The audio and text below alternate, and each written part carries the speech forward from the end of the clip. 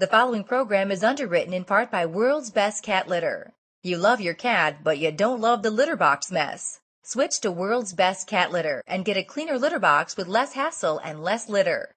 Find it at Target, Walmart, and in your local grocery and pet stores. The following program is also underwritten in part by Viagen Pets, the leading provider of animal genetic preservation and cloning services. Preserve the genes of your dog or cat to extend the special bond you share with them. Get your free information kit and special offer for Animal Radio listeners at www.viagenpets.com. That's VIAGEN Pets.com. Celebrating the connection with our pets. This is Animal Radio, featuring your dream team, veterinarian Dr. Debbie White and groomer Joey Villani. And here are your hosts, Hal Abrams and Judy Francis. Well, welcome. Here is the toll-free number, 1-866-405-8405, to reach out to Dr. Debbie or Dogfather Joey Villani as we begin October. Wow. I don't know, is it just me? I'm getting older. It just seems like we just went to the pumpkin patch a few months ago. I know. I can't believe it's been a year already. I know. Where did the time go? I know. Well, Robert Semrow today, he's going to talk about 5 October pet holidays. 5 holidays that are pet holidays in October. I can't imagine because I guess Halloween, you can dress up the dogs. Some of them like that. Ladybug likes that. You get Ladybug all gussied up every year, don't you? Yeah, my cat likes it too. Of course, then it freaks out some animals, too. And on the show, it looks like you've booked somebody who makes a wine for cats and dogs, or just cats. This is for cats, yes. Just sort of a cat-centric show today we have. But we do a lot of dogs, so I thought it was only fair that we bring in some cat stuff today. I believe Lori reported about this a couple of weeks ago, the makers of the wines MosCAto and Pinot Meow. And yes. So I guess we're going to have them on today. So we're very I excited wanted to learn about that. more about it. Okay. Joey, what are you working on over there? If your dog has ever got sprayed by a skunk, well, you're going to want to hear what I have to say. I bet you it has something to do with tomato juice, because I hear that's what you use when your animals get sprayed. Smell. I could have had a V8. Yeah. Well, we'll see if that's true or not on the way. Also, what are you working on over there in the newsroom, Lori? Well, I want you guys to stick around because I'm going to ask you to think about something, okay? Okay. There's a new study that was just done on dog and cat dementia, and apparently it is on the rise big time. So I want to know what everybody thinks is the cause of this increase in dog and cat dementia. Okay, think about that. You two, looking down at your radio. Yeah, I'm talking to you. What do you think causes cat dementia? We'll find out. And dog dementia. And dog dementia. We'll find out with Lori Brooks. I have dementia. I'm sorry. We'll You find forgot, out. yeah. I did. Let's go to the phones. 1-866-405-8405. Well, hello, Anthony. How you doing? I'm doing well. How you doing? Good. Where are you calling from today? I'm calling from Orange County, California. Listening on Coast, I assume? Yes. So what's going on? I have the whole team here for you. Well, what's going on is it seems to be a flea epidemic, if I said it right, going around. I mean, it's really, really bad. It is bad, yeah. And so my question is, when I heard the gentleman talk about that you can use Dawn to get rid of the fleas to a certain degree, my question is can you use Dawn on your animal, like, every day? I mean, I'm not saying like every day, but with my dog, I have a Chihuahua and I have a Pomeranian. And the Pomeranian has some health issues, but I'm trying to get through that. And I give them the pill, and the fleas come back again. So that is my question about using Dawn. Can I use it? Okay, great question. Yeah, so the reason Dawn works to help kill fleas, it's nothing magical about that ingredient. So, oh my God, I'm saying it. There's nothing magical about it. It's a shampoo and a detergent. So we're basically drowning the fleas. Right. So if I pick out a couple other non-toxic shampoos, they're going to have the same effect. What Dawn and other detergents do is basically just drown these fleas. So they're only killing the fleas that are on the pet at that moment, and they don't have any residual activity after you're done with the bath. So the question is, how often can you use it? Well, Dawn, it's a degreaser. So excessive use or too frequent can really cause dryness of the skin and dullness of the hair coat. So Joey might be able to tell you a little more about what his recommendation on frequency is, but I really would say sparingly. It's not something that I would do daily. That is too often to be bathing a pet. Now, flea combing you certainly can do every day, but there's no reason you would bathe your pet every day. Okay. So Now, I would say you're going to want to use other types of flea control in conjunction with that. And what's the oral product you're using? Like a quick kill, like a Capstar, or something like that? Well, what my wife is using right now, and this is another question I was going to ask you, is called Natural Care Flea and Tick Spray, and she uses that on the dogs every day. So my question is, will that turn out to be like a respiratory problem or something? Because, I did Google it, and it just says, but it doesn't mention if you can use it every day. She does it to try to make the animals feel comfortable because, like I said, I have a 9-year-old Pomeranian and a 4-year-old Chihuahua. And if these fleas are bothering me, I wouldn't want to play with my little Chihuahua who used to play. He doesn't want to play anymore. And so it's a downer. So these are the questions that I'm just concerned about her using that spray on them every day to make them at least comfortable to try to sleep at night. Yeah, and I probably would not recommend using that every day. And if it's what I think it is, a lot of the natural sprays, in place of using an EPA-approved insecticide or pesticide, they're actually using different types of essential oils. And essential oils, they're natural ingredients from plant extracts, but they're basically are chemicals still. They're hydrocarbons, and cats particularly can be very sensitive to essential oils unless they're diluted to an appropriate amount. So dogs have been also known to have toxicities from essential oils. So the problem is, this is the kind of in that gray zone where it's not well regulated. So how much is too much, I can't tell you, but I can tell you if you're using it daily, that to me sounds excessive. And I would be more judicious about using that less frequently on the pets. Now, in the environment, it might be a totally different thing, but directly on their hair coat would have me concerned at that frequency. Because some of the essential oils, you mentioned the respiratory component. There can cause respiratory sensitivities. Right. Some dogs actually can have allergies to the actual oils, kind of like the fragrance can actually cause them to be itchy, scratchy as well. And then in rare cases, when an animal I've seen get into large amounts of undiluted essential oils, I've seen liver disease. So it can cause some problems. So we can't have I would say a little bit is good, but, I would say we may need to find other avenues to try to help them. If they're that uncomfortable with the itching of the fleas, then I would, see your veterinarian, because there are some other products that we can use to help control the itch related to flea allergy dermatitis if that's all that they got going on. And that might be something like a pill that we can use for short term while you kind of boost up your efforts on the flea control, or something more long term if you're in a real hotbed of fleas and we're expecting it's a long haul for you this year. You also got to remember your house too. Make sure you're taking care of your house. How long do those fleas last or live when just in the carpet? They can live for very long periods of time because they actually have a pupal stage which can kind of just sit there for quite some time. Wow. Most commonly, the egg, when it's laid, it takes about 3 weeks to develop into a flea. But they can hang out and just wait for the right environment. So. Oh, gee, that is. I know it's not encouraging, is it, Anthony? No, not at all. Yeah, I mean, I made the mistake of with my Pomeranian, getting him a lion cut because he always felt good about that when it comes around the summertime. Cutting his coat, getting it cut down. But now it's to the fact where his hair doesn't grow back anymore. I mean, he's at that age. He's almost 10 years old, and so I Google it, and of course, I ruined his coat. So I really feel bad about that. But every time when the fleas are bothering him, when they're constantly biting him, I see little red spots everywhere, like little blood spots where they're, and I just feel really, really bad about it. So I just wanted to find out some other avenues about that. You brought up some great points there as far as like with the shaving and all of that. While it may be good for the fleas and trying to control hot spots, it does sometimes cause a stunting of that hair regrowth. So yes, it definitely did that. And the other thing, I mean, kind of this is changing subjects a bit, but when I have a pet that's hair is not regrowing well, and especially if we have skin issues on top of that, I'd like to evaluate their thyroid level as well, because underactive thyroid will also cause a lack of hair regrowing after it's been shaved, and can also make their skin a little bit less protective against some of the effects of allergies, itching, and they tend to be more dry. So that might be something to raise with your vet as well.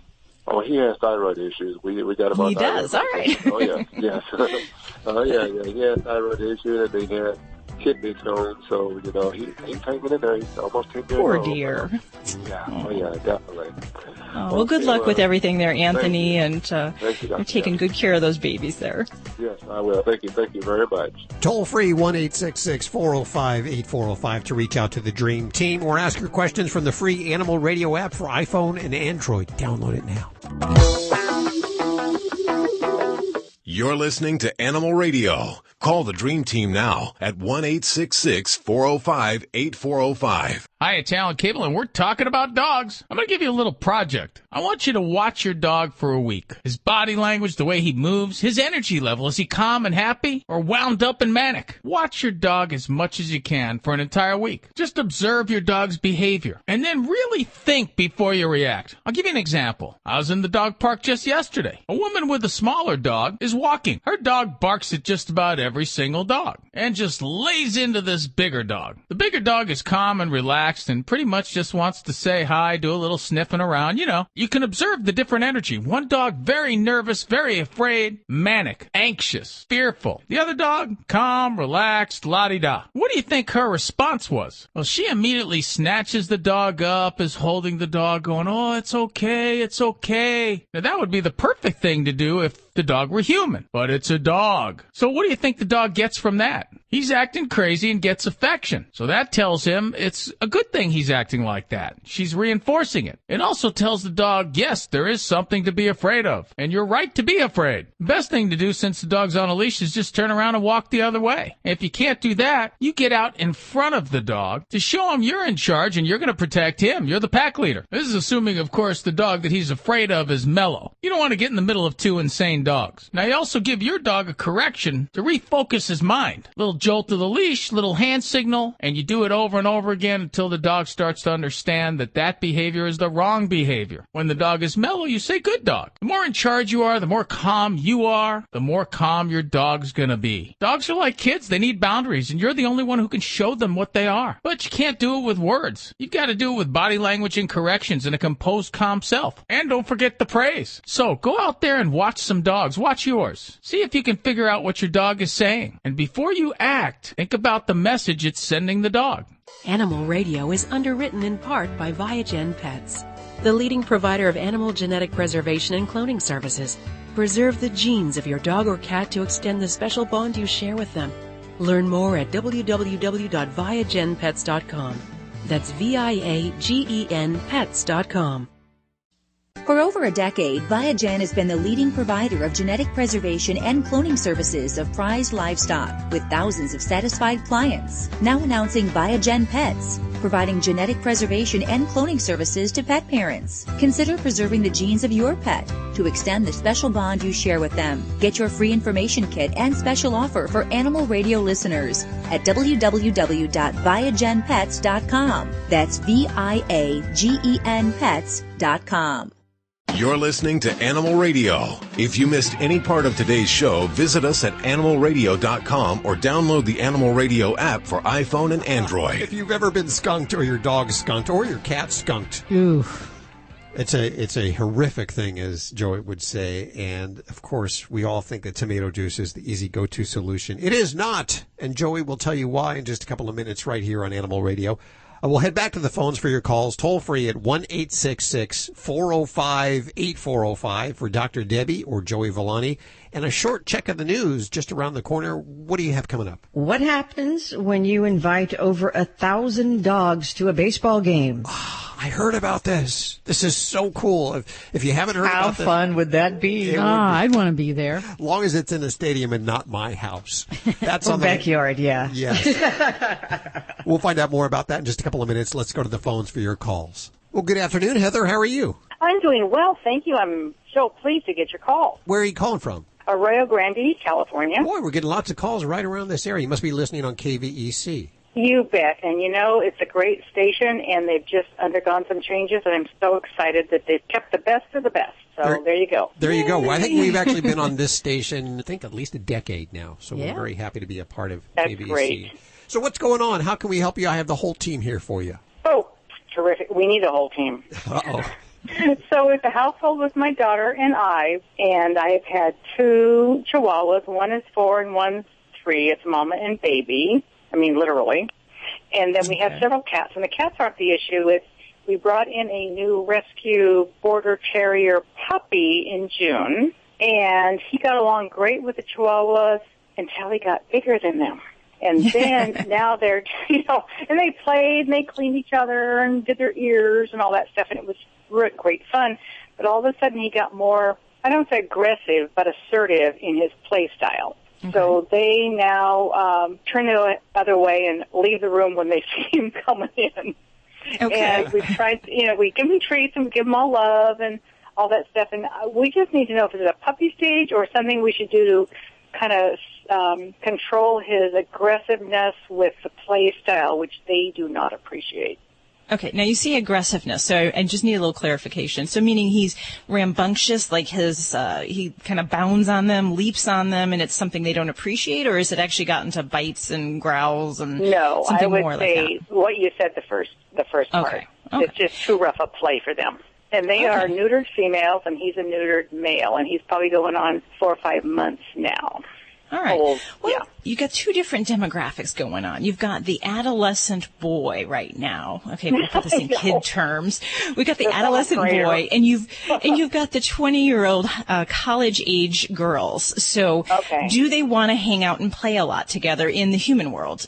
Maybe some, but maybe their level of interaction together is going to be limited, and it isn't always realistic to expect those two different communities, if you will, to get along and to play and to interact in the same manner. So, yes, the trick is to try to figure out some common ground, and that might mean a couple things. That might mean that we work on rewarding the patience of the gals, and then we work on expending this boyish energy that he has and try to just kind of burn that down a little bit. And then hopefully we can find some common ground. But I don't think the goal right now that you should be focused on is to try to get them to lay next to each other in the same room and say, oh, all is nice, because that might just be a bit unrealistic for his age and his exuberance that he has. And being of a border terrier, I mean, they are a go, go, go, go. So terriers are all about doing, sniffing, getting into things, and that just might be a bit more than the girls want to have happen. So I do like the idea of treats and rewards, but I would treat and reward the girls when he's around. So just the fact that he's around, maybe interacting in the same room, that's a great reason to give them a treat. I wouldn't just give them a treat for no good reason. I would make sure we try to pair that physical presence of the other dog with something good comes to them, whether it's a special treat, some special love, whatever it might be that your dogs enjoy. But I really think the big thing is for this young fella is to get him worn out, and that might mean finding some activity that is good for him to just kind of burn that energy down, whether that's going to a play group, like a puppy kindergarten class, a doggy daycare. I said play groups. Taking him out for long, extensive walks, playing ball.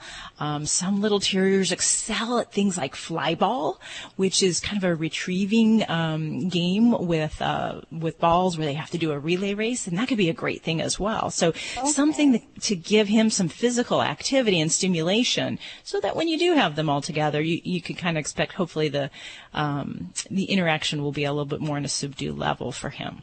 Oh, exactly. And I think we're both on the same track. So thank you very much for that. He started daycare a couple of days a week just today. Awesome. And, good.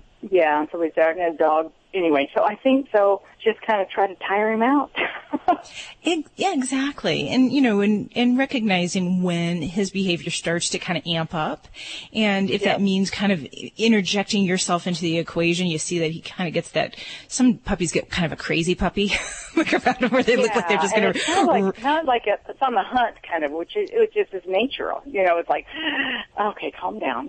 So he just gets him to overwhelm like a little kid at bedtime. He just gets that second wind. Okay. You got it. So I'm glad that it's all innocent and it's playful, because that is totally workable. And I would see that these guys are going to, be pals down the road. But yeah, he's just kind of that annoying little brother right now. I appreciate it. Okay, well, thank you so much for your personal call. I appreciate it. Thank you for listening, Heather. We appreciate it. Toll free, 1-866-405-8405. Don't forget, you can also ask your questions from the free Animal Radio app for iPhone and Android. Cute. Well, this healthy serving of Animal Radio is brought to you by the grain-free Red Barn Naturals canned food for dogs and cats, always made in the USA with natural, functional ingredients to support your pet's optimal health. Learn more over at redbarninc.com. Thanks, Red Barn, for underwriting this portion of Animal Radio. People say less is more. At Red Barn, we think less is better. It's what you won't find that sets our natural premium pet food apart. No byproducts, no corn or soy, no fillers. Just the natural ingredients your pets need to live the healthy life they deserve. Look at the label. We want you to. Red Barn Naturals Pet Food. Simply the best. Find it in your local pet specialty store. Red Barn canned food for cats and dogs is grain and gluten-free. This is an Animal Radio News Update. I'm Lori Brooks. Hey, you guys don't go anywhere. I know you take your potty breaks normally at this time, but I have a question for you. Okay. Dog and cat dementia is on the rise in a big way. And what do you think is to blame for that? Anybody? I don't know, but I really need to go to the bathroom. Go ahead, Hal. Joey, Judy? All I can say is just because they live longer, so we're seeing more of it. That would be my guess. Yeah, that's part of it. Joey? If I had a guess, I'm going to say it is the food, and I'm going to say it's probably Really? a lot has to do with how I bet you. Hey, listen, they said that dementia years ago had a lot to do with how the canned food was packaged in the aluminum cans. So who knows? Maybe it's the same thing. What is it? I'm going to tell you. Okay. Scientists in the UK have done this study, and they're up in arms about this, and they're warning everybody, kind of like, hey, it's your fault, and it's up to you guys to improve it. They're blaming it on lazy owners who, aren't giving their pets enough exercise, and poor diets. Joey, you were right. But also, Judy, you were right too, because they are living longer.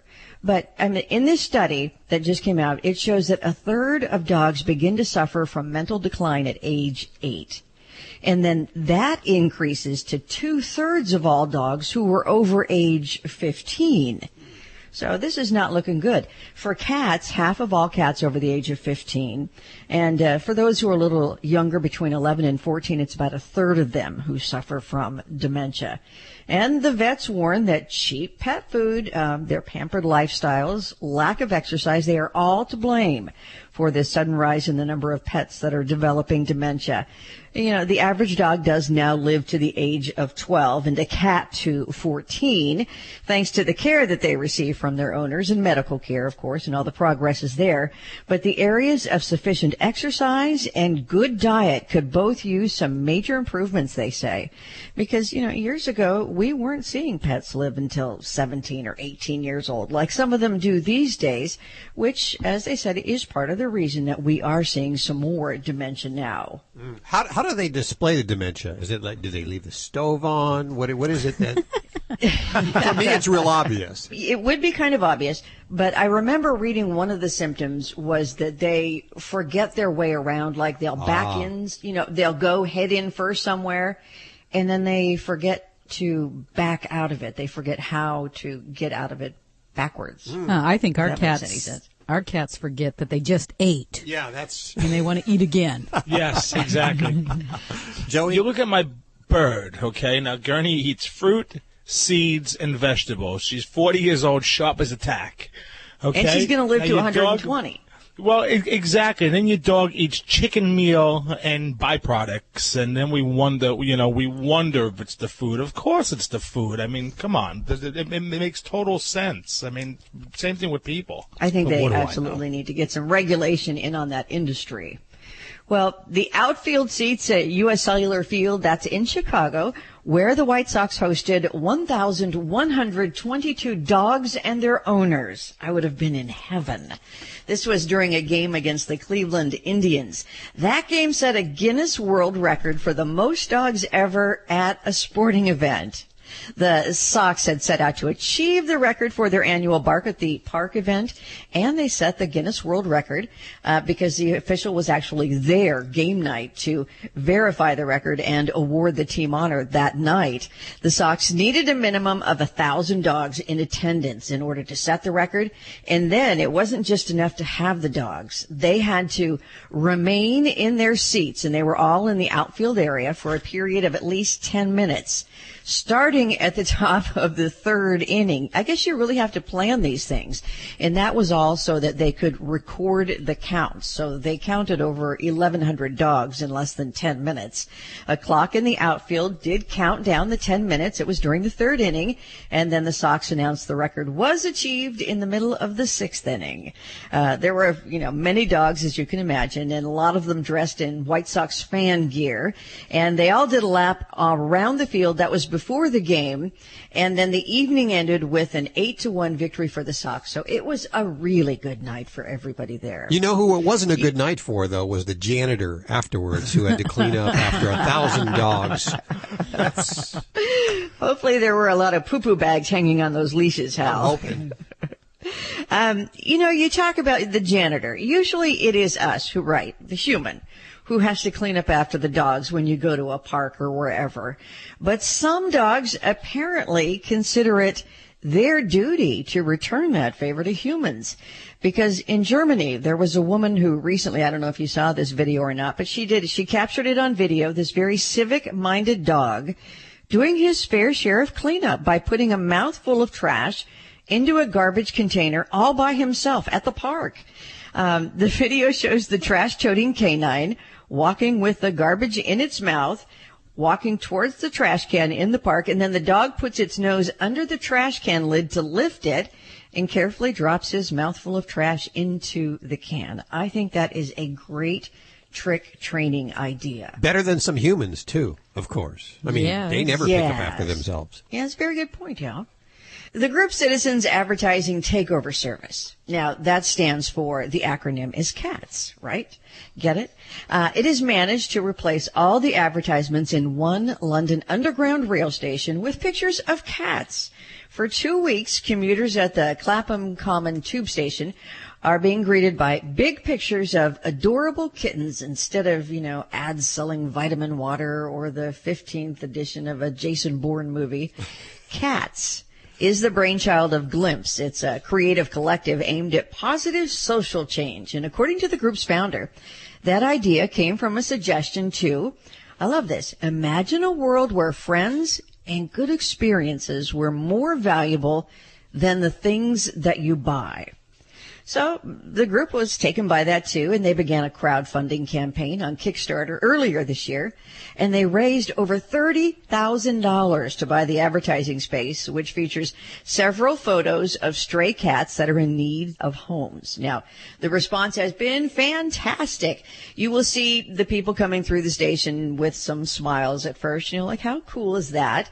And then they turn the corner in the train station and they see more cat photos, have replaced all the ads that they normally see, and their smiles get bigger, and then many people at that point just whip out their cell phones and start taking selfies.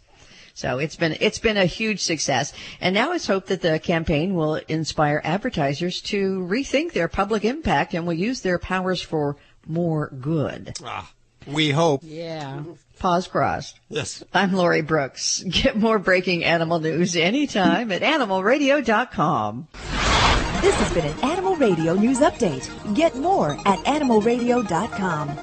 Hello, Animal Radians. It's Robert Semrow, your Pet World Insider, here with this week's Animal Radio list, 5 pet holidays happening in October. I know I've shared with you all before that I like to have some fun with pet holidays. Not because they aren't worthy or valid, but for the most part because they're often created by organizations or individuals.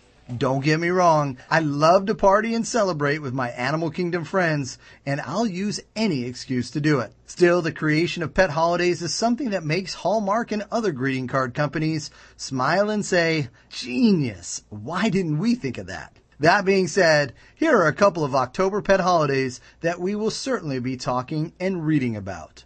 The American Humane Association and the ASPCA have their own spins on October being Adopt a Shelter Dog Month or Adopt a Dog Month. Okay, I'm all for adopting a dog, but I don't think that 1 month is any better than the others. But if you needed just one more reason to adopt a dog in October, there you go. October is also National Animal Safety and Protection Month. Once again, this is an everyday priority for me and for many of the animal world folks I know. However, I do love that it increases the general media's discussion of important topics like animal safety, and that goes for both domestic and wild animals. Also, pet first aid, environmental awareness, and having a proactive plan for animal safety and protection is truly important. National Pet Wellness Month is another important effort to raise awareness about the importance of pet wellness. Let's be honest. As pet parents, our lives are extremely busy. So if you haven't done so recently, stop, take a minute, and do a head-to-tail check of your pet. Note what you observe so that you can go back to it the next time you review your pet's wellness, either with a professional or just simply by yourself. October also brings us National Pet Obesity Awareness Day. This is truly an important issue, as more than 50% of our dogs and cats are said to be overweight, and the numbers continue to grow. There are a number of simple, easy-to-do things that can have an impact on your pet's weight, from better food to appropriate-sized feeding bowls to less treats and more exercise. The bottom line, if you needed an excuse to work on your pooch's belly, you've got that in October. There are several other important holidays celebrated throughout October, including Animal Welfare Week, National Feral Cat Day, National Cat Day, and so much more.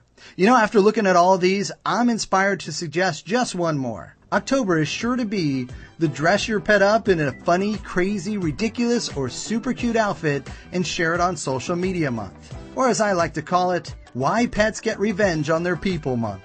Okay, all kidding aside, October has a number of great ways to celebrate the animals in your life. Celebrate them by sharing your favorite holiday or holiday suggestions on our Animal Radio Facebook page. You're listening to Animal Radio. Find us at animalradio.com. Log on, learn more. If you have cats, I bet you didn't realize there's a connection between common health problems in cats to the type of litter you use. Ammonia forms in the litter box and can cause vomiting, diarrhea, drooling, panting, and even upper respiratory infections.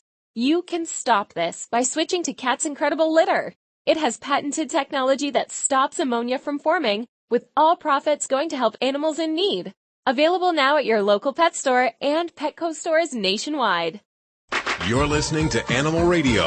Call the Dream Team now at 1-866-405-8405. It's Animal Radio.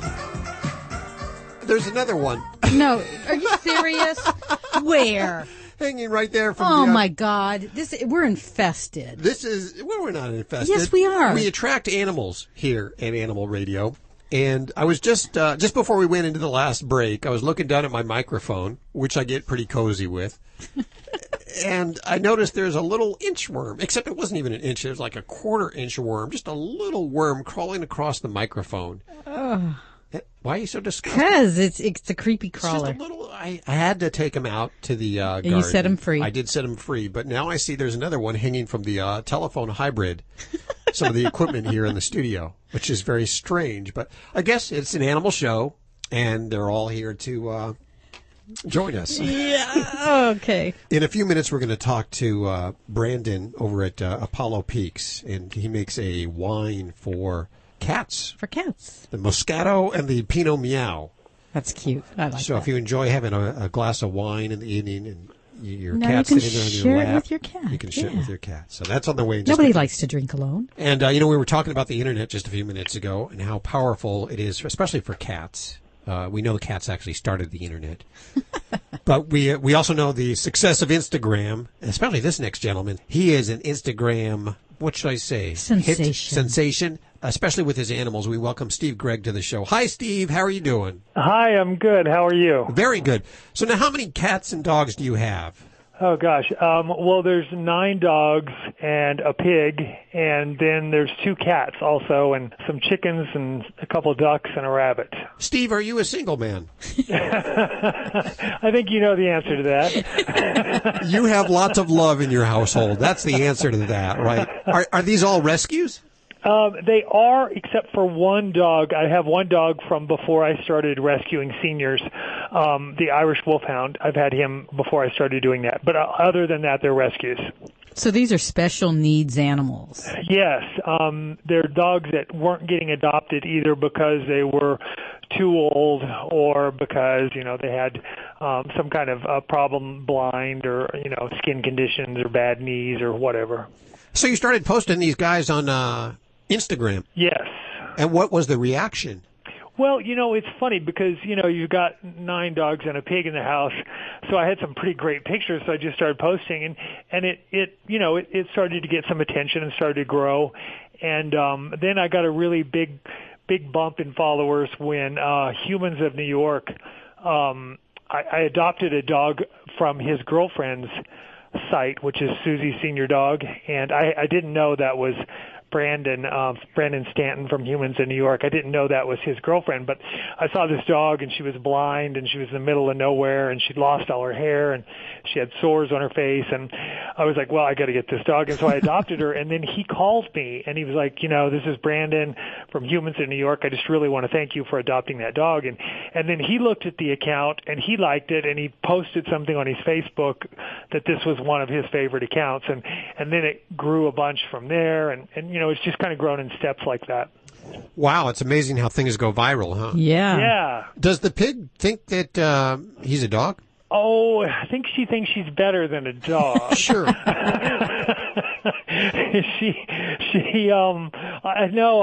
pretty sure she doesn't think she's a pig, but I think she thinks she's a step above a dog. She's great. Lots of personality, very she makes me laugh every day. I love that pig. Okay, so if people want to follow you on Instagram, how do they do that? It's Wolfgang2242. One word, Wolfgang2242. And then you'll see all the pictures and, all the special needs dogs and Bikini the pig. Bikini the pig. I love it. Why Bikini, should I ask? I don't know. I looked at her and she was, a little rotund and I don't know. It just looked like a pig that needed to be named Bikini. Well, I'm going to go check it out right now. We'll put links to everything you've heard on today's show, actually, over at animalradio.com. Steve, thanks for hanging with us. I appreciate it. Okay, we're going to head back to the phones for your calls. Toll free, 1-866-405-8405. And I'm going to free this worm here during the next call. Another one. I think it's actually trying to cocoon and turn into a butterfly. He's just hanging there. Yeah, he is hanging there.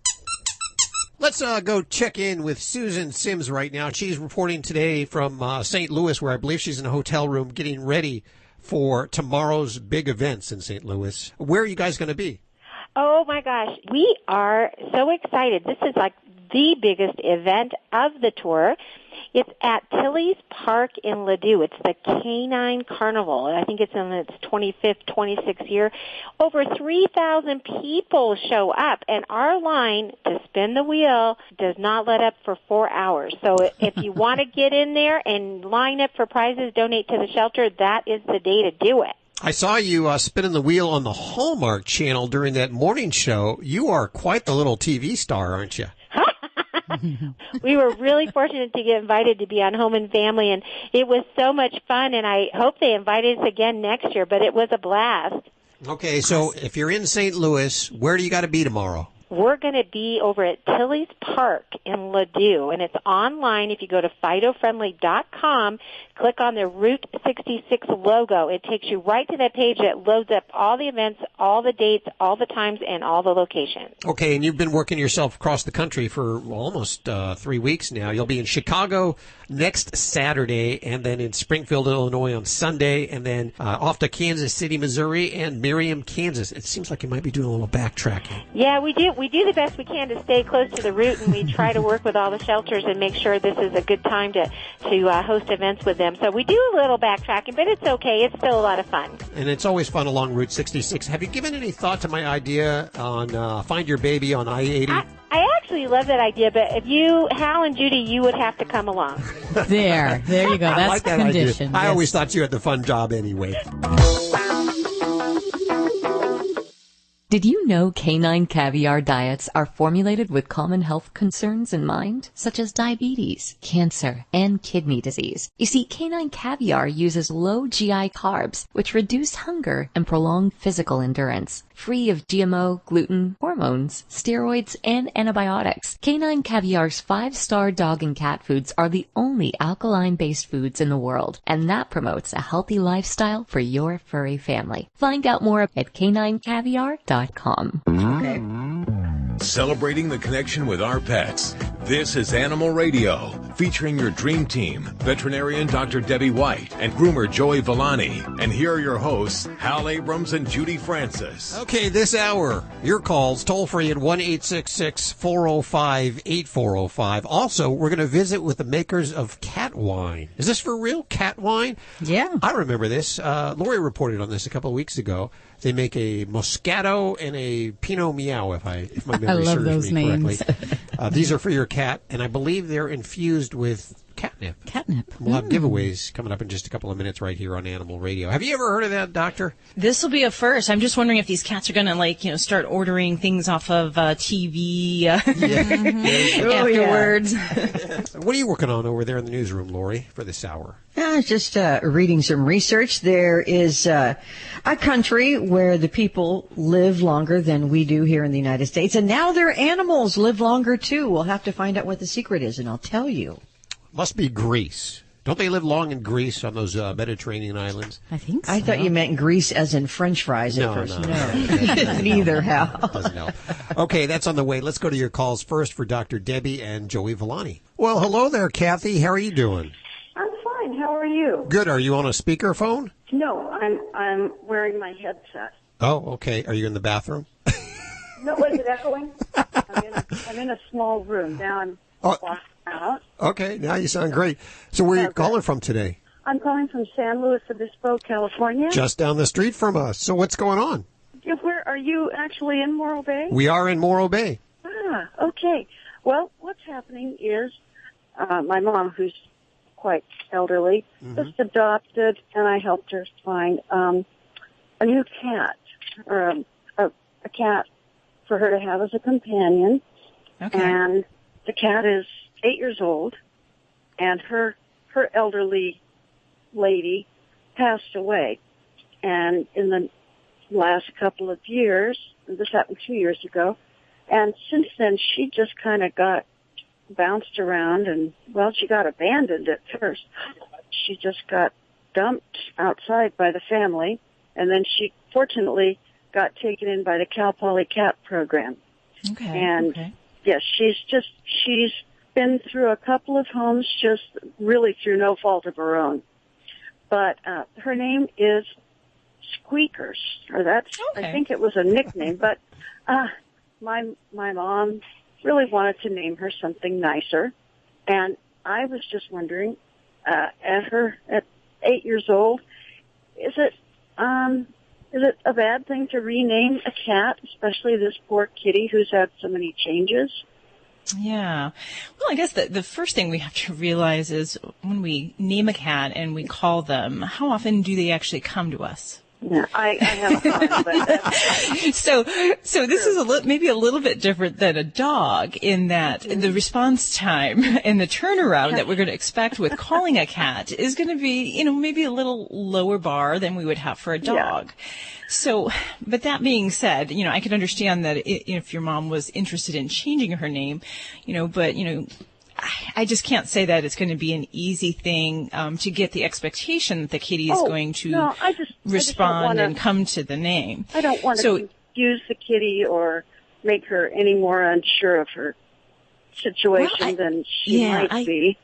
I don't think it would confuse her unless our expectations made her upset. So if we call a cat and they don't come and we get angry or, something about how we respond to them becomes stressful, then it would be stressful for her. But she's not going to care. If you call her Buffy and she doesn't come, it's not going to bother her.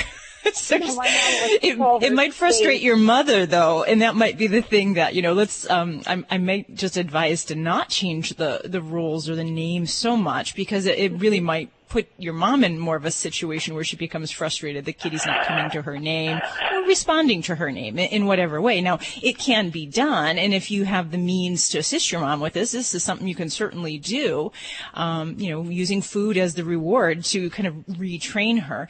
But like I said, my expectations would be a little bit lower, and I just don't know that. I would rather see her spend bonding time with her in other ways than, trying to change her name. It's just my 2 cents there. That's good. And my mom's 92, and she kind of forgets what she wanted to call her anyway. Oh, yeah. So she had a hard time with squeakers. Oh, I see. Yeah, but a lot of people. I mean, how many of us call a cat Kitty? And, do they come to us? Maybe. Maybe it's more of our vocal intonation, if we're shaking something that's exciting to them. So that might be the things that you could look at doing, if your mom is struggling with that name or chooses a different one, it comes out more naturally for her. You can definitely pair that. The kitty Squeakers/Daisy, loves to be brushed.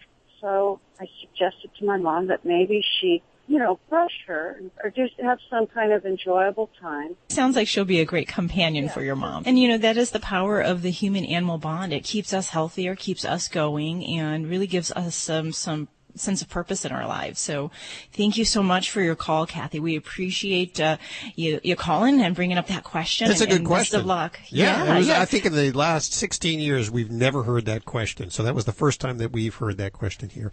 And there's only one thing that my cat comes to, and that's the can opening. You can call him anything, and that's the only thing. So there you go, 1-866-405-8405 to reach out to the Dream Team. Also, if you have a Yorkshire Terrier, a Shih Tzu, a Pug, or a Mini Schnauzer, don't forget to pick up Dr. Debbie's books, How to Be Your Dog's Best Friend.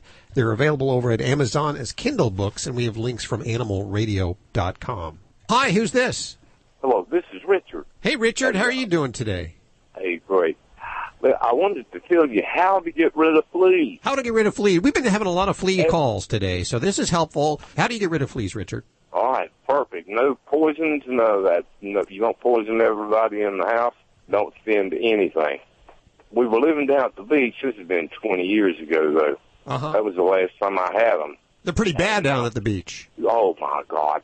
Anyway, we're just doing everything everybody else does, trying to get rid of them. And my daughter picks it anyway. Winds up there with a dog in the house. So we had a floor model TV, and she wanted to leave the floor model TV on so the dog could see his plate of water she left for him. Well, that's nice. That's considerate of her. Yeah.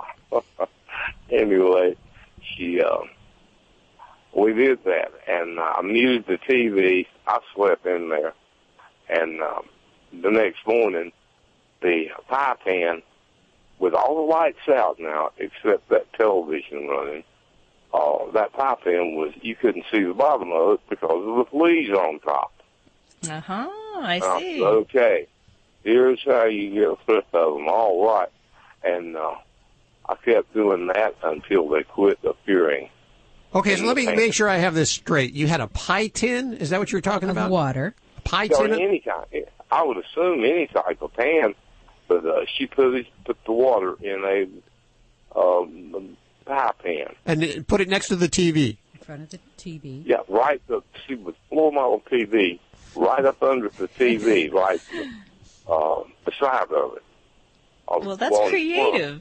Hey, Richard, you guys have created a really kind of unique spin on what we call a flea trap. And this is something that's actually a lot of the veterinary dermatologists and insect specialists recommend. They don't necessarily incorporate the TV, which is kind of a cool little spin you've done, but using a low pie pan, which is a low threshold, so we know the fleas can kind of get in there easily, and a direct light source shining into that site, which attracts the fleas to the area. Is it the light or is it the heat that attracts? Or is it both? It's a little bit of both, really. So when that shines into that area, it's just kind of a place that draws them. So yeah, you're kind of selectively removing the adult form of the fleas. You're not doing anything for those immature forms, but in the next couple of weeks, you'll have more fleas that'll be popping out that will hopefully be jumping in your pool and watching some TV at the same time. I know it works every time. Yeah. I've got a friend of mine down here a couple of years ago, and I put her TV on the floor, and it took care of hers the same way, but it was a different type of hand. But, and it could be any program, too, right? Make them watch some infomercials. I'm sure that'll really put them out of their misery.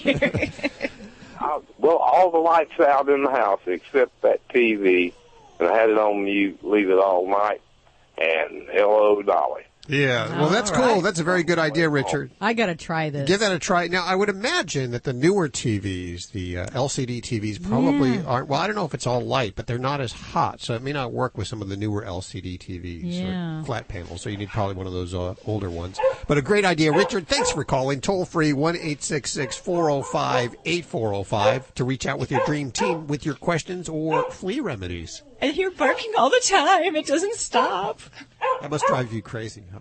Well, there's actually supposed to be a pig that's going to have surgery, and they promised me they would wait whilst we are... Oh, because you want to see the surgery? No, because you will hear it. It will overpower my voice. The squeals are very intense. It is like you have to wear earplugs. What kind of surgery is the pig having done? He's losing his testicles, unfortunately. Ah.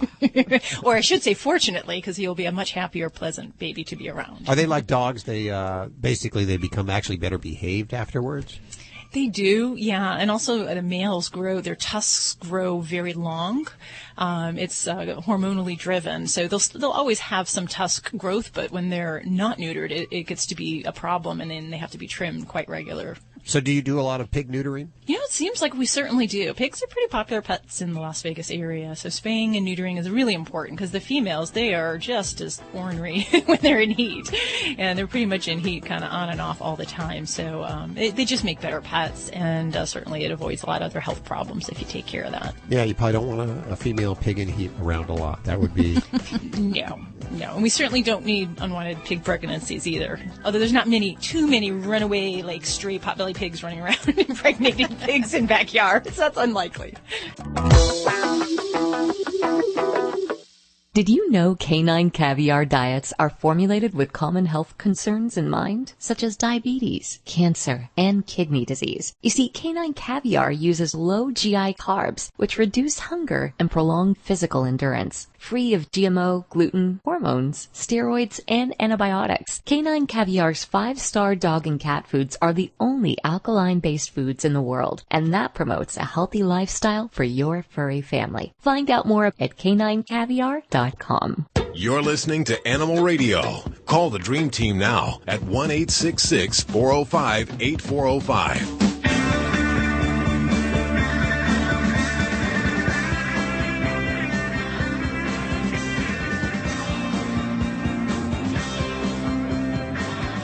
I just found out we're going to have giveaways of this cat wine. It's a non-alcoholic wine. In just a few minutes, we're going to talk about the Pinot Meow and the MosCAto wine that Apollo Peak is making in Denver. That's awesome. Yes, it is. And I definitely want to try some on the cats. But whoever we give it to, they'll have to try it out, and they'll have to report back to us. With pictures. With pictures. I want pictures. We want to see your cat all buzzed up on the Pinot Meow. Catnip wine, yeah. So what's happening over there in the newsroom, Miss Lori Brooks?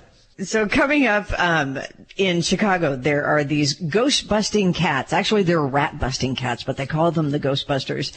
And what happens when they come face-to-face with a fat rat so big they've named it Jesus? That's on the way right here on Animal Radio. Stick around for that. Well, I've got to say, I work with the best dream team in the business. One of the greatest members has been along with us since 2008 would be the Dogfather Joey Villani. And I think it's your anniversary, so welcome. Is it? I was just thinking that. I think it's coming soon, if not. We're going to have a little anniversary party for you. Good. I want cake. Consider it done. All right. So listen, do you know what, sometimes you sit here. I mean, I've done since 2008. You think about all the grooming tips I've done, and sometimes tips come to you in the middle of the night or they smack you square in the face, and this one definitely did, because last night I had my sliding door open, the screen closed, and I woke up to the horrific smell of a skunk. Oh. Yeah. And I said, there we go. Maybe it's time to talk about, because the skunks are out right now. This time of the year it gets a little bit cooler out. Usually now or in the spring, you see a lot of skunk activity. And it's funny because a friend of mine's dog got skunked just 2 days ago, and they called me up. What do I do? Panicking. Tomato juice, the first right? thing I'm gonna, you know what? You just took the words out of my mouth and maybe regurgitate them, because tomato juice is horrible. Oh, really? I'm not going to say that it doesn't work. See, the acidity in the tomatoes is really what they say takes the smell out of the skunk. But I think the person who invented that was really hated the person whose dog got sprayed by a skunk, because when you do that, the amount of mess that it makes compared to the amount of smell it actually takes off of the pet is I've known people who have done that before they've come to the grooming salon, and they were crying. And they not only had a house that smelled like skunk because the dog was running all over, but they also had a red house that everything was stained, and they had to clean that up. So here's the thing. The first thing you're going to do is the smell is going to be horrific, especially, when you drive past in a car and you smell it, and you go, ooh, skunk, and some people say, I like that smell, and some people say, I don't. Some people actually like that smell, huh? Yeah, some people do. But until you actually come in contact with it, I mean, it's one of the most horrific things that you'll ever experience, and your house sometimes will fill up for days with this. So this is what you want to do. If you can do it outside, do it outside. If it's too cold, you can't. But the first thing is get a degreaser. The quickest and easiest degreaser you're going to have in your house, because this isn't going to happen during normal hours, because it never does. This is going to be 2 o'clock in the morning where you can't go anywhere. So get that dish detergent out. If you have Dawn, I know that works great. And you're going to take a quarter cup of Dawn to a gallon of water, and you're going to mix that up. Now, the worst thing you could do is wet the pet first, because when I wet it, it's kind of like when you get an oil stain. And, if sometimes if you put powder or something on it, it'll take it out. But if you wash the garment, you're going to set that stain in. Well, the same thing is going to happen with the skunk odor. It's going to set itself right in there, and it's going to be extremely hard to get out. So what I want to do is I want to break down the oils in the skunk spray. So I'm going to apply this mixture of degreaser and water, dish detergent and water, onto my pet. Now, don't get in their eyes, because it will extremely burn.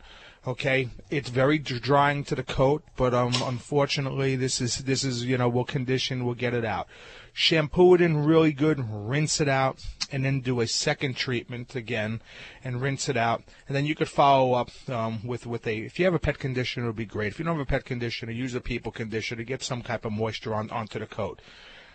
When it gets it on the face, now this is hard to use on the face, because you don't want to get it around the eyes or the muzzle. And a lot of times they get it in their mouth. When they get it in their mouth, unfortunately, they're just going to have to go away. But on the face, what works great is Listerine. And you can get the antiseptic, you can get the knockoff versions from the dollar store.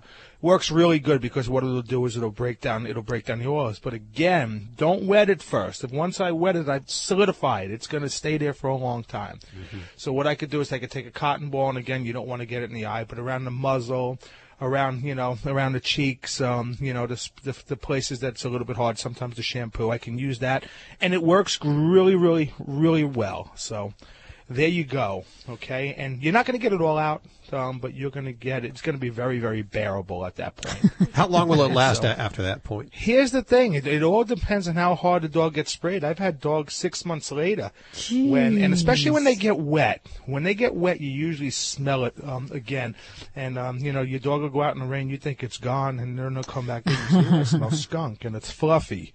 That still smells like skunk that got sprayed 6 months ago. So it really all depends, but it could be up to 6 months. Okay, so the biggest takeaway here is don't use the tomato juice. Don't wet them. No, That was don't. a theory brought up by, I believe, the tomato juice Industry trying to sell more tomato juice. Dawn Dish Detergent, as usual, one of the things that you need to have in your house. The other big takeaway, Hal, Yes? would be do it outside, like Joey said.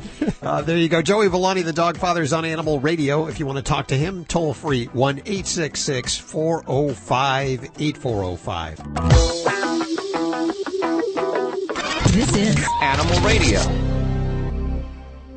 Fido Friendly Magazine presents the 8th annual month-long pet adoption tour, Get Your Licks on Route 66. On the road from September through October. Along with media sponsor Animal Radio and companion sponsors Turf Mutt and Evercare, we travel in our Mercedes Sprinter, provided by Sprinter Rentals from LA to Chicago, stopping at shelters along the way to support adoption events. Our community sponsors, John Paul Pet, Zeus Pet Toys, Pet Curian, Well Pet, Tito's Vodka, and Vet's Best go along for the ride, while we bring our giant spinning wheel filled with prizes you can win. Log on to Get Your Licks on Route66.com to find out where the tour stops near you. You can help raise money for your shelter, and you might just find your new forever friend. This is an Animal Radio News Update. I'm Lori Brooks. It's not just people who are living incredibly long lives in Japan. Apparently, their pets do too, according to a new report from the Tokyo University of Agriculture and Technology, which found the longevity of pet cats and dogs in the country has soared to record heights, with the average cat there living to 11.9 years and dogs in Japan to 13.2 years. Wow.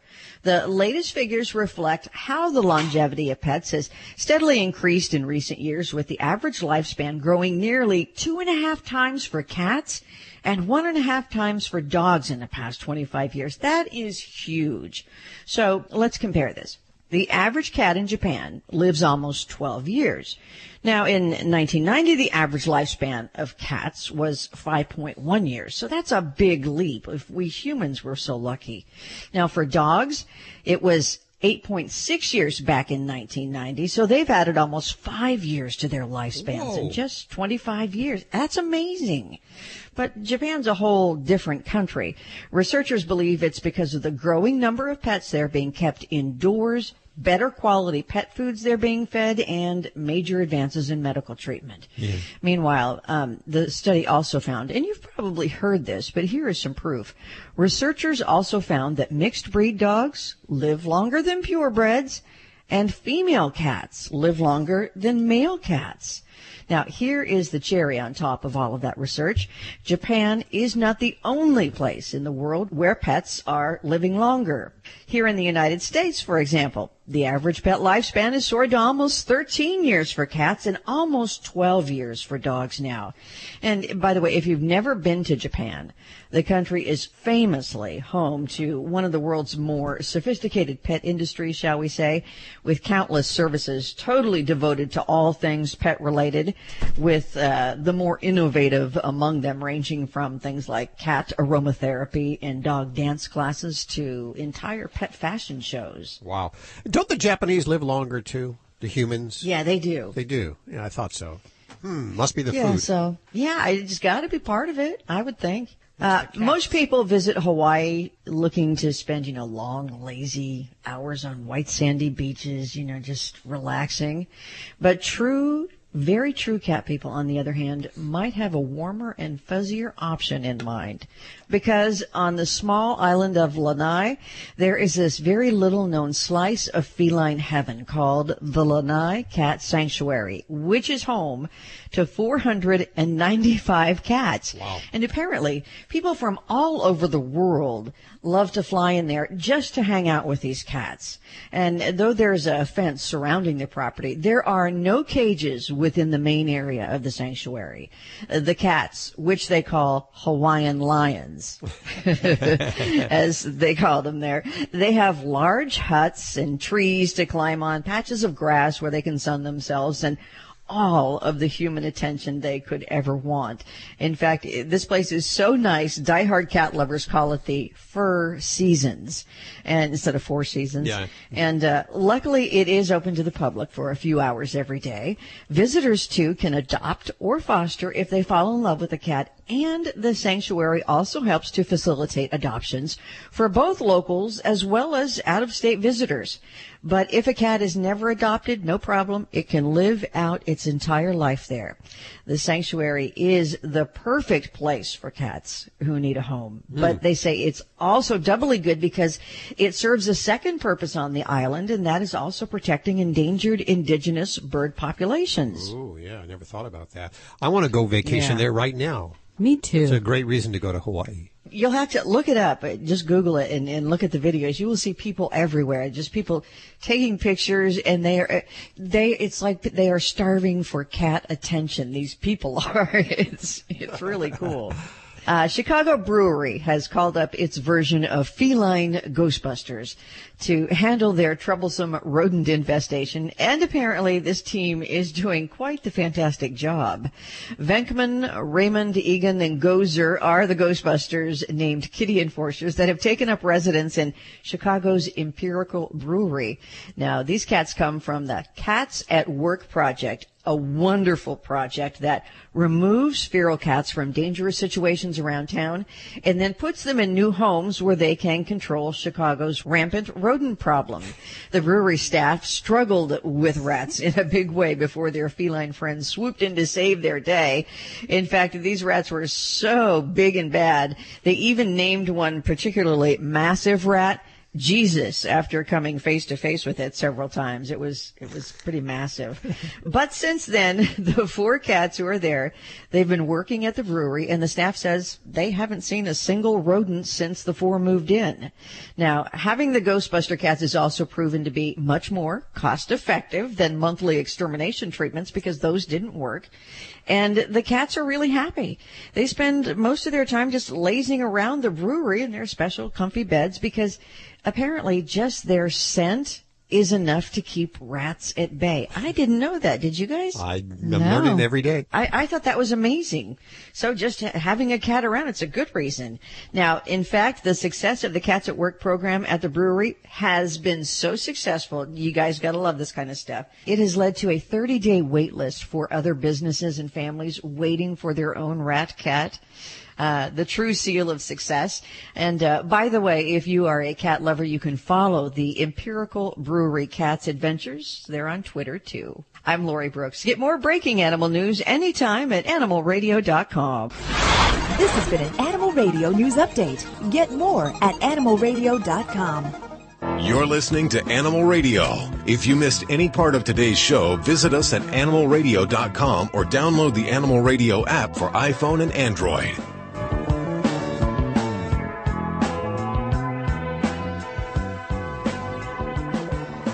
It's Animal Radio, celebrating the connection with our pets.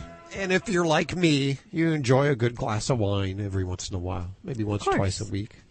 And you wish you could share it with your cats because they're sitting on your lap. They're sniffing it. They're trying to get in the glass. Mine does. She sticks her nose in it. Lori did a story about a couple of weeks ago. She was talking about this MosCATo and Pinot Meow that's made by a winery. I'm not sure if it's a winery. We'll find out. It's Apollo Peak. And we have the top dog over there, or should I say top cat? Top cat. Brandon Zavala. Hi, Brandon. How are you doing? Hello. Hey, how's it going? Not too bad. How are you guys? Very good. So are you a winery, or are you involved with making wine? No, we are not a winery. We like to consider ourselves to be a pet beverage company, if you will. So kind of like a brand new brewery for pets, making drinks from wines to working towards vitamin drinks as well, too, for both cats and dogs. Oh, wow. Okay, so tell us about the wine, the MosCATo and the Pinot Meow. Yeah, so both of our wines, the Pinot Meow and the MosCATo, are essentially made with catnip. They're non-alcoholic, they don't contain grapes, but we make them with organic beets and organic catnip as well, so that they get that smell of catnip and they start acting like they've been drinking wine and getting a little tipsy. And it's made with beets, which is good for your animals, isn't it? I would imagine. Yep. Totally safe for animals, both cats and dogs, and a lot safer than using anything like grapes or anything like that. So, how did you come up with this idea? Happy hour? Yeah, it technically was over happy hour. It was a really fun idea how it started, actually. The original idea was actually slapping a label to have a cat-themed actual wine for humans, and really that's what I did. I brought it out to some friends, and I said, hey, I brought some cat wines for you guys, and I said, is this for cats or for humans? And I had thought, well, you know what, this is for us, but, that would be a pretty cool idea, actually, to make one for cats, and that's kind of how it started, basically. Well, how is it going so far? How are people reacting to this? It's going pretty good. We have a lot of good reactions from folks who are feeding it to their cats. We get all kinds of different reactions from the cats, whether they start playing with the glass, they start drinking it, start acting kind of funny, or essentially just being what cats do, just kind of funny and floating around the drink itself. So. And I want to know, why beets? I mean, is there something about beet juice that cats find appealing that I don't know about? No. There really isn't anything appealing to them, essentially. So we have to work to make it palatable for them so they actually drink it. But beets, the idea kind of came from when I was sitting down thinking, well, what can I color this stuff with so it actually looks like a wine, but not like be a food coloring or something like that, you know? And that's how the idea with beets just started. And I had, done some research and found that beets are safe and a safe kind of all-natural food coloring, essentially, for cats. So we started using that as our base color for a lot of our wines. And then we just brewed in some catnip and made it kind of tasty or smell good type of drink for the cats in general. So. Do you grow your own catnip, or you outsource that? We outsource that, but we do have a couple catnip plants set up in front of our facility here where we'll start using for like smaller batches and stuff. That's pretty cool. I'm going to go ahead and give away a couple of bottles of this. Yeah, let's do that. Yeah. Toll free, 1-866-405-8405. The one caveat, should I say, is that you need to report back and tell us how your cats liked the Apollo Peak vintage, should I say, MosCAto and Pinot Meow. And we want pictures. Yeah, we want pictures of your cats enjoying it. So toll free, 1-866-405-8405. Brandon, thank you so much for hanging with us today. Oh, no problem. Thank you guys for talking with me anytime. That's kind of a unique idea. Yeah, I think it's cute. What about for someone like for my cat Jackie, who swats everything within sight? If it, flies off the table, so be it. Maybe they should mark it like a wine glass with some kind of like a suction cup on the bottom. That's not a bad idea, because I can tell you beet juice all over the carpet won't be a pretty thing. Yeah, and my cat used to go over, and if I had a glass sitting there, he would just take his paw and tip it over. Just because he could. Because it's a cat. Yeah. That's what cats do. Just because you don't have time to read a book doesn't mean you can't enjoy stories about artists and groups that you love. To discover a whole new world of audiobooks and hear the stories that made the music, visit HappyLandAudio.com. That's HappyLandAudio.com. This is Brandon McMillan, host of the weekly CBS TV series Lucky Dog. I'm also the spokesperson for the 8th annual cross-country pet adoption tour, Get Your Licks on Route 66, brought to you by Fido Friendly Magazine. This tour will stop at numerous shelters from LA to Chicago to support pet adoption events across the country. Visit us online at FidoFriendly.com and click the Route 66 badge to see where the tour stops in a town near you. Swing by, and who knows, you might just find your new forever friend. The warm weather is here, and that means dogs are outside getting muddy, smelly, and in need of a bath. Lucy Pet Products shampoos and conditioners are made with natural ingredients. They're available in terrific scents, like apple, blueberry, tropical, coconut, lavender, and even that new puppy smell, with all profits going to help animals in need. Find them at your local pet store and at Petco stores nationwide. Or go to LucyPetProducts.com. Just because you don't have time to read a book doesn't mean you can't enjoy stories about artists and groups that you love. To discover a whole new world of audiobooks and hear the stories that made the music, visit HappyLandAudio.com. That's HappyLandAudio.com. How about we go to the phones for your calls for Dr. Debbie and Joey Villani? Toll free, 1-866-405-8405 right now. Hi, Kim. How are you doing? I'm good, thank you. How are you? Very good. Where are you? I'm in Alexandria, Virginia, so I'm in the Washington, D.C. area. Okay, and what's up with you today? Oh, well, I adopted this beautiful male Maine Coon from a family about a year ago. They had to give him up because they had a baby who he was trying to assert his dominance in the household, and he was starting to attack the baby. So clearly the infant had to come first, and so they had to give him up, and I adopted him. And he's a healthy, happy, well-adjusted cat in every way except he chews everything like a puppy, and he's destroyed hundreds of dollars of worth of stuff. It's furniture, clothing, cables, plastic, metal. I mean, it's, and then metal? I tried You choose metal? Yes, metal. Metal hangers from a dry cleaner. Wow. I mean, it's like I don't know what's going on with him. I'm this close to calling a pet psychic or something because I cannot figure it out. The bitter chew spray didn't work. Tinfoil didn't work. pepper paste from Indian curry, the hot pepper paste, that didn't work. Now we're talking about a cat here. I just want to make sure. Okay. He's a Maine Coon, and I asked his vet, and the vet said, well, the breed, they tend to be kind of mouthy. And I said, well, that doesn't really help me. Because you walk in with your clothes all chewed up. Yeah, I mean, it's incredible. He's destroyed all kinds of stuff. And I don't know what to do about it because I'm worried about him getting hurt. I had left a wood coat hanger, one of the thick, nicer kind, and he chewed up one whole end of it and had little splinters in his mouth. Oh, yeah. I was just going to ask you if he's been eating any of these things, if he actually chews for the purpose of ingesting it? Nope. It's like somebody chewing gum. He's just chewing on it, like teasing. Yeah, and I would say that when your vet said that, some cats have a higher, like an oral need to chew, that is true. And with what you've got going on, there's really a couple things that I would suggest to try to manage through this. And the biggest thing is I forgot to ask you, Kim, does your kitty stay inside or go outside? He's 100% indoor, and I work very long hours, but I mean, he sleeps most of the day, and again, he's, personality-wise and temperament, he's very well adjusted. He's also really spoiled. I don't know if I'm enabling bad behaviors, probably. Yeah. But, for an indoor kitty, and especially if you are working long hours, then some of this type of behavior, for cats to chew, we're not, you don't hear about this a lot, but some cats do this just like dogs do, kind of as a soothing, kind of a, gives them some kind of sense of calm.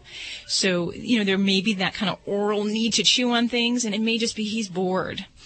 So part of my prescription for you is going to be, we're going to need to really set up some established activity and play sessions for him. And for a cat that we're fighting something like this, I would prescribe at least 3 to 4 play sessions a day where we are doing something active, cat dancer toys, kind of things where we make him jump and run around or, chase you around the house, things like that, because we have to get his level of activity up. A tired pet is one that's less likely to have some behavioral problems. And it's kind of hard to make a cat run on a treadmill, but that's the basic thing. We got to get him something else to do and something else to focus on during his day. Okay. Some ways that we can do that when you're not around and try to help kind of feed that need to chew is to give him things that make him work for a treat. So rather than just kind of put food out for him, I would, kind of make it a little bit more challenging for him. They do have certain like Kong toys, certain kind of rubberized toys where there's food inside, and you can hide treats and hide food in there. We want to make it kind of almost like a little Rubik's Cube kind of puzzle where we have to kind of stimulate his mind and his activity in order to get some food items. And then there are some places we can redirect this, like the kitty grass that you can grow. I would say, I would line your sills with it and grow it for this boy because, if he likes to chew on things, that's something we can direct him to. And then there's some of the safer things like paper bags, those would be a good alternative, not as likely to be damaging, but where you can provide that for him to hide in, play in. And if he chews on a paper bag, no big deal. Okay. And then part of the problem is, I'm sorry, I was going to say part of the problem is he is unusually intelligent. I've grown up with lots of pets, cats, dogs, bunnies, turtles, you name it. And I've never had a pet in my whole life that is highly intelligent as Cosmo. And that's part of the problem is he's constantly outsmarting me. I think I've managed to set up sort of a process where I've got the advantage and he's not going to destroy anything. And he's so bright. He figures out a way to get what he wants. He's very resourceful. And I think maybe that's part of his boredom is because he is unusually bright for any pet that I've ever had. So I keep the TV on and I try to stimulate his brain as much as I can, but I think, I don't know, the chewing is killing me. And I think that definitely sounds, if that's his personality, It is. It's kind of like having a kid in a class below their ability and their level. There's just nothing to do, so they may get bored and kind of start up trouble in class. He is so smart that we might have to make really fun games for him as ways to find food and treats in the house. So that might be something to really kind of think about what might work in your home situation, where you can kind of give him some little surprises. And you got to mix it up, because cats will figure it out, and you got to keep it fresh all the time. This is a lot of work. Oh, my God. That's what everybody always says with these. But isn't it worth it? They are worth it. Well, that's all we have time for today. Remember, if you need your fix, and we all need our fix, sometime during the week, you can head on over to animalradio.pet, or you can download the Animal Radio app for iPhone and Android. Okay, so there you go. Have yourself a great week. We'll catch you next week for more Animal Radio right here. Bye-bye. See you next week. This is Animal Radio Network.